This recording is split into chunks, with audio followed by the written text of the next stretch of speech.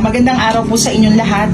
Ito pong video na to ay may kinalaman po doon sa package na pinadala namin from Abu Dhabi going to Cabanatuan, Nueva Ecija, Philippines. So kami po ay mga OFW, kami magkakapatid at kagaya po ninyo, kami po ay masaya na nag-ipon para po may maipadala kami dito sa aming pamilya sa Pilipinas. Pero unfortunately po, hindi po naging maganda yung experience namin dito sa LBC. Gawa ng ang dumating po na bagahe sa amin ay kulang-kulang po yung mga laman.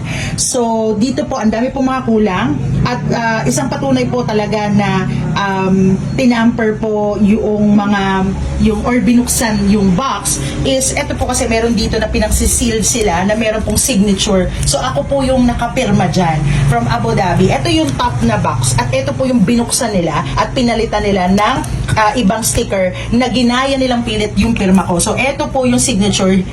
Tinry lang yung signature ko pero hindi po yan ang signature ko, ibang-iba po yung stroke.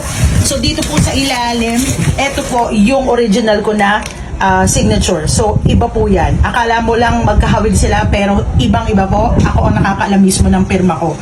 So ganun din po dito sa pangalawang box, ganyan din yung ginawa nila. Ito po yung top na part. So, tinry po nilang gayahin yung pirma ko pero hindi na nila na totally nagaya. So, ito din po yung binuksan nila dahil binawasan din po nila yung laman na yan. And ito po yung original ko po na pirma. Okay? So, para po sa kaalaman ninyong lahat, kung kayo po ay nagbabalak magpadala through LBC, huwag nyo na pong tutuloy.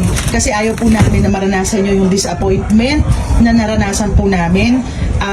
Kasi iba at alam ko makaka-relate po lahat ng mga OFW na kagaya namin.